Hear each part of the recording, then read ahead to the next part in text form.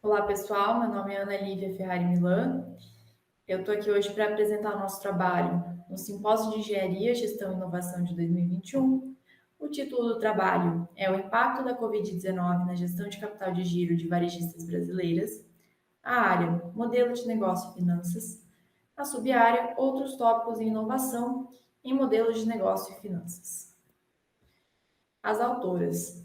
Primeiro autor sou eu, Ana Lívia Ferrari Milan. Segundo autor, Perla Calil Ponjalupe Wadi Ribeiro. Quem vai estar fazendo a apresentação hoje sou eu, Ana Lívia. O título do trabalho, o impacto da Covid-19 na gestão de capital de giro de varejistas brasileiras. E as autoras, tanto eu quanto a Perla, somos da Faculdade de Economia e Administração da USP de Ribeirão Preto. Bom, introduzindo aí um pouco do tema da nossa pesquisa, a crise do coronavírus ela é muito diferente de qualquer outra que a gente já presenciou, porque ela surgiu por motivos sanitários.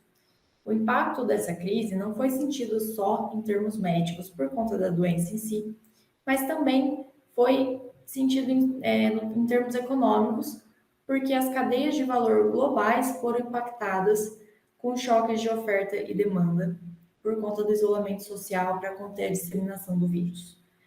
As crises financeiras, historicamente, a gente tem registros de que elas impactam negativamente o capital de giro das companhias, porque elas representam uma redução no volume de vendas, diminuição nas receitas e nas margens, e, por conta disso tudo, geram complicações financeiras. Levando tudo isso em conta, a pergunta da nossa pesquisa é: houve impacto do Covid-19 na gestão do capital de giro das empresas varejistas de bens de consumo brasileiras? O objetivo do artigo, então, é avaliar o impacto do coronavírus nos principais indicadores de capital de giro dessas varejistas listadas na Bolsa de Valores de São Paulo. Bom, agora partindo para o nosso referencial teórico, a primeira parte tratou de crises financeiras. Qual que é a definição de uma crise financeira? É um desequilíbrio iniciado em um país que é transmitido, muitas vezes de forma rápida e imprevisível, para a economia de outros países, impactando seus mercados financeiros e as relações comerciais. Além disso, uma crise financeira pode ser desencadeada por novas informações relevantes disponíveis a público, como uma mudança repentina na oferta ou na demanda, o acúmulo de incerteza no ambiente econômico, ou até mesmo a falta de know-how ou competência das companhias para lidar com uma determinada situação. Então, o que caracteriza de fato a crise do Covid-19, que teve seus impactos sentidos principalmente a partir de meados de 2020, de março de 2020? Por que ela é inédita, né? Primeiramente, como eu já disse, ela teve origem no sistema sanitário, diferentemente de outras crises que a gente estudou desde o século passado, que sempre tiveram origem ou no sistema econômico, ou por alguma política pública mal formulada, ou por alguma bolha especulativa na Bolsa de Valores. Então, ela teve essa origem no sistema sanitário por conta de uma doença que até então não tinha tratamento testado, uma doença nova. O contágio na economia global foi acelerado e imediato. Como que a crise do Covid-19 se traduziu em uma recessão econômica? Primeiro motivo foi o distanciamento social, que foi induzido em vários países para conter a disseminação do vírus e não colapsar o sistema de saúde. E tudo isso, esse distanciamento, levou a fechamento de negócios, cancelamento de eventos e escritórios corporativos. E além disso, a gente teve também, em termos financeiros, um voo para a segurança, do inglês Flight to Quality, que é um movimento dos investidores muito comum em crises, em que a gente tem um momento de muita incerteza e os investidores migram seus recursos de ativos com mais risco, mais voláteis e expostos a esse tipo de situação, para ativos mais seguros que garantem um conforto maior para a oscilação dos preços, em relação à oscilação dos preços. Bom, a segunda parte do nosso referencial tratou do capital de giro, alguns conceitos técnicos. As decisões com o capital de giro em uma empresa dizem respeito a escolhas perante o gerenciamento de estoques, prazos de recebimento, compras de materiais, produção e vendas de mercadorias.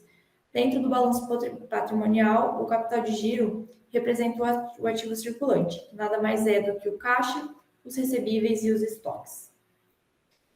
Bom, esses são os indicadores que a gente analisou na nossa base de dados, que compõem o ciclo operacional de uma empresa. O ciclo operacional de uma empresa se inicia no momento que a empresa compra estoque, compra produto, matéria-prima para produzir o seu item final, né, de consumidor, até o momento de recebimento das vendas que foram feitas para clientes. Então, compreende todo esse período, a gente tem várias segmentações, e foi isso que a gente analisou na nossa pesquisa, para traçar as conclusões.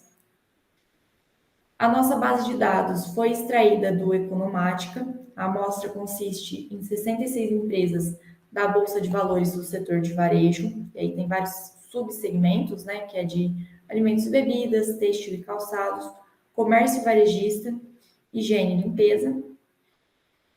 Para efeito de análise, a gente considerou 2 períodos distintos para fazer essa comparação. Período pré-pandêmico, que compreende todos os trimestres do ano de 2019, e o período pós-pandêmico, que compreende os 4 trimestres do ano de 2020.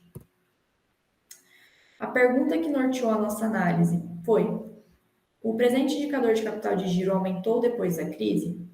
Nós fizemos um teste de média para 2 amostras emparelhadas no Excel, usando a ferramenta de análise de dados, e testamos as 2 hipóteses.